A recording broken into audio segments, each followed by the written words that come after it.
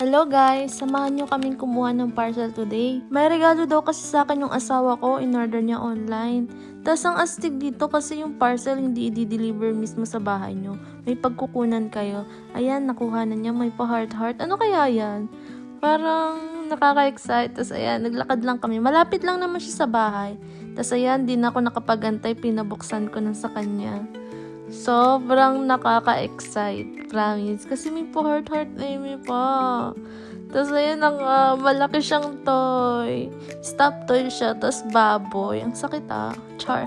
Pero may pangalan namin, ang cute naman. Hindi ko alam na ganito pala kasi ito asawa ko. Ano ba? Char. Ayan, may pangalan namin. Liang and Regine. So sweet. Pero walang may ganap pa, walang ganap.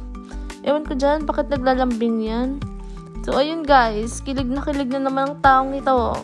Sobrang laki niya, tas kasing tangkad ko siya guys. Grabe, may bago na akong kayakap sa gabi. Ayun lang yung kwento ko today. Salamat sa panonood. Bye-bye! Sai Jen! Shishini!